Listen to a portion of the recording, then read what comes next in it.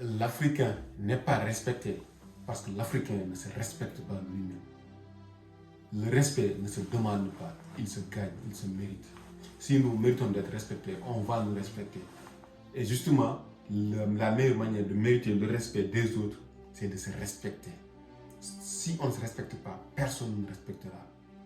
Et c'est ce qui se passe actuellement avec cette perversion de la jeunesse africaine à cause de l'application appelée TikTok. Ce soir, nous allons parler de TikTok. Mais avant cela, je vous prie d'abord de vous abonner et de liker la vidéo parce que ça va beaucoup m'aider. Laissez-moi un commentaire également pour donner votre avis. C'est parti. L'Africain est mal respecté par cette application parce que si vous voyez très bien, tous les autres continents presque, pour qu'ils utilisent TikTok, TikTok les rémunère à partir de 10 000 abonnés et quelques heures de visionnage. Alors qu'en Afrique, une personne peut avoir 1 million d'abonnés, 2, 3, des millions d'abonnés, bref, et des milliers d'heures de visionnage, mais il n'a rien. Pourquoi cela? Alors que c'est en Afrique que TikTok gagne beaucoup plus d'heures de visionnage. C'est en Afrique que TikTok capture beaucoup plus d'attention. Mais les Africains ne sont pas payés. Vous savez pourquoi? Parce qu'ils savent qu'ils n'ont pas besoin de payer les Africains pour qu'ils utilisent leur application. Ils savent qu'ils n'ont pas besoin de charmer la jeunesse africaine pour qu'elle passe son temps et son attention sur TikTok. Étant donné qu'ils savent que les autres continents, les jeunes ne perdront pas leur temps sur cette application s'ils n'ont pas quelque chose en échange. Ils ont décidé de rémunérer ces gens-là, ces utilisateurs. Mais puisque chez nous, ils savent très bien que nous respecter et nous manquer de respect, c'est du pareil au même, bah, ils viennent, ils nous exploitent, ils gagnent leur argent et puis ils ne nous en donnent pas. Parce que, quoi qu'on dise, TikTok gagne beaucoup d'argent en Afrique. Parce que c'est dans le temps d'utilisation, l'attention que l'application captive qui fait que les propriétaires et les dirigeants de TikTok gagnent leur argent. Maintenant, ils savent bien que ces gens-là, qu'on leur donne ou pas, ils seront là. Mais pourquoi leur donner? Gardons cet argent pour nous, ce que nous devrions les donner, pour les rendre riches. Mais nous pouvons le garder pour nous, n'empêche, ils vont l'utiliser. N'empêche, ils vont toujours être là. Donc, ils refusent de nous rémunérer. Alors, ça, les Occidentaux, les Américains, les Européens par exemple, eux, s'ils ne les rémunèrent pas, ils ne seront pas là parce qu'ils sont occupés à aller chercher de quoi à mettre dans leur compte bancaire. Puisque nous préférons tout le temps nous manquer de respect, nous insulter entre nous. Parce que c'est flagrant, il faut juste aller sur les panels des Africains, ce que vous allez voir. C'est des gens qui viennent critiquer, on affiche la photo d'une personne, on l'insulte comme on veut, on dit n'importe quoi sur lui, on l'accuse. Par exemple, c'est flagrant de voir par exemple certaines personnes utiliser les photos des joueurs pour les insulter. Non, celui-là il n'a rien fait pour sa ville, celui-là il n'a rien fait pour son village. Et c'est drôle. Ce mec-là, il part travailler et maintenant vous voulez qu'il vienne vous offrir quelque chose alors que vous êtes là à rien faire, à l'insulter même. Qu'est-ce que vous avez fait pour vous? Qu'est-ce que vous avez fait pour votre village? Qu'est-ce que vous avez fait pour votre pays? Lui au moins il représente son pays. Lui au moins il fait quelque chose pour sa famille. Mais toi, qu'est-ce que tu fais pour ta famille? Qu'est-ce que tu fais pour toi-même? Rien. Maintenant, tu te permets de prendre des photos des gens et les insulter comme ça sur les réseaux sociaux. Est-ce que c'est intelligent ça? Moi, je pense que c'est pas intelligent.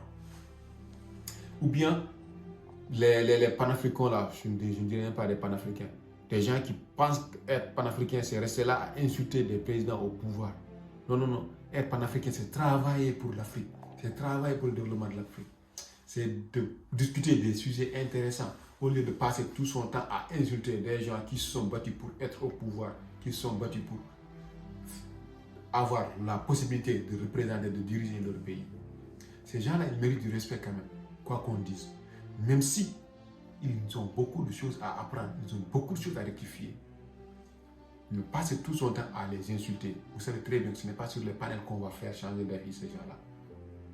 Non, un vrai panafricain, c'est celui qui porte ses chaussures, attache sa ceinture et se met au boulot, au travail pour changer l'évolution de l'Afrique. Quand tu critiques quelque chose, quand tu critiques quelqu'un, avant de le critiquer, quand tu envisages de critiquer quelqu'un ou bien quelque chose, avant de le faire, demande-toi d'abord, qu'est-ce que toi tu as fait de plus que lui? C'est malheureusement ça le problème. Ceux qui sont là sur les panels à critiquer des gens qui ont fait quelque chose, même si ce n'est pas extraordinaire, mais quelque chose quand même. Parce qu'il y a des gens qui font quelque chose et des gens qui ne font rien. Des gens qui ne disent rien et des gens qui ne disent rien, mais qui font quelque chose et des gens qui disent tout, qui ne font rien. C'est ça le problème de l'Afrique. Ceux qui sont là sur les panels à dire n'importe quoi, eux, ils ne font rien pour leur pays. C'est des gens qui ne font rien pour le pays, mais qui se permettent quand même de critiquer ceux qui font quelque chose pour le pays. C'est d'ailleurs en sachant cela que TikTok se dit que bon, puisque nous quand même, nous les aidons à être occupés, puisqu'ils ne veulent pas aller travailler, ils ne veulent pas développer leur contenant, nous devons les aider à quand même s'occuper, à faire passer du temps. Et là, tout de suite, vous allez me dire, nous voulons travailler, c'est seulement que nous n'avons pas de travail, parce que nos dirigeants sont corrompus, nos dirigeants ne nous apportent rien, nos dirigeants nous maintiennent sur la pauvreté. Aucune personne ne peut maintenir une personne dans la pauvreté actuellement. Quand tu veux travailler, tu demandes un emploi, tu n'arrives pas à trouver, tu n'as pas d'opportunité de travail, mais il faut toi-même créer ces opportunités de travail. Mais les personnes qui créent les opportunités de travail, ils n'ont rien de plus que toi. Les personnes qui créent les opportunités de travail n'ont rien de plus que toi. Toi, tu peux créer des opportunités de travail, que donner du travail et donner du travail aux autres. Mais au lieu de ça, nous préférons tout le temps prendre la faute, la rejeter à quelqu'un d'autre. On n'est jamais fautif. Tout le temps, c'est la faute des autres. Ça doit arrêter. Ça ne peut pas continuer. Ça ne peut pas continuer. Ayons quand même le courage d'assumer notre responsabilité et de prendre en main notre destin. Arrêtez d'accuser les autres au lieu de dire que tout le temps c'est la faute de celui-là, c'est la faute de celui-là. Il faut d'abord se poser la question. En quoi suis-je fautif dans la situation de mon continent? C'est en ce moment-là que nous pourrons régler le problème. Parce que nous ne sommes pas des gens. Nous avons beaucoup de fautes à corriger. Nous avons beaucoup d'erreurs à rectifier. Ce n'est pas seulement les Occidentaux ou bien l'Occident qui nous pille. Nous, on nous pille parce que nous leur donnons l'opportunité de nous piller. La meilleure manière de faire face à des personnes puissantes, c'est de devenir puissant. Tu ne peux pas faire face à des personnes puissantes étant faible. Et pour cela, nous devons apprendre à avoir le pouvoir. Et actuellement, le pouvoir est monnayé. Dans les sociétés capitalistes, le pouvoir est monnayé. Le pouvoir est relatif à l'argent. Même si l'argent uniquement ne suffit pas, il y a le temps. Et le temps, qui dit temps, dit jeunesse. Qui dit jeunesse, dit énergie. Donc, ce qui veut dire, quelqu'un qui a l'argent, le temps et l'énergie a le pouvoir. Nous, 70% de notre population, nous, Africains, est jeune, mais pauvre. Pourquoi ne pas donc chercher cet argent-là? Pourquoi ne pas créer ces richesses-là pour pouvoir faire face à ces gens qui nous exploitent et arrêter de perdre notre temps sur ces applications, à nous insulter, à nous pervertir, à faire n'importe quoi. Je vous remercie.